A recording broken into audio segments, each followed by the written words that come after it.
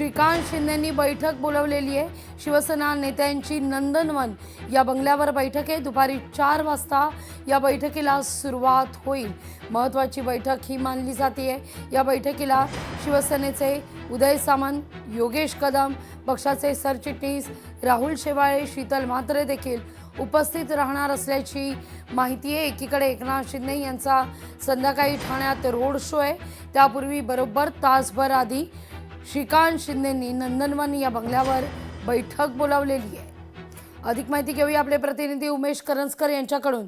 उमेश, आज एकनाथ शिंदेंचा ठाण्यामध्ये होमग्राऊंडमध्ये road show सुद्धा आहे संध्याकाळी 5 वाजता, पण त्यापूर्वी बरोबर 1 तास आधी नंदनवन बंगल्यावर श्रीकांत शिंदेंच्या नेतृत्वात बैठक लागवी। कारण आपण पाहिलेलं आहे की महायुतीचा प्रचाराचा नारळ फुटलेला आहे। भाजपकडून जोरदार प्रचाराला सुरुवात झालेली बाजू शिवसेना कुठेतरी प्रचार करताना दिसत नाही, खास करून मुंबईत।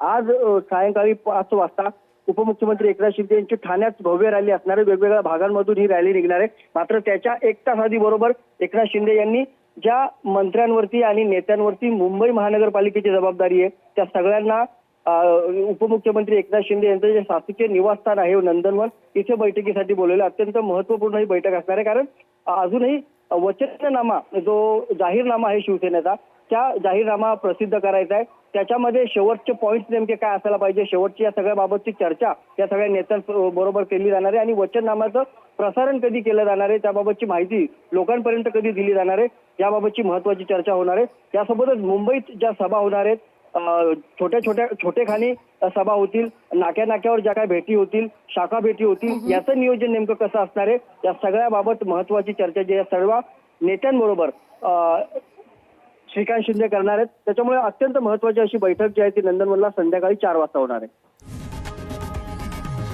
लोकशाही मराठी ऐका, पहा, जागरूक रहा।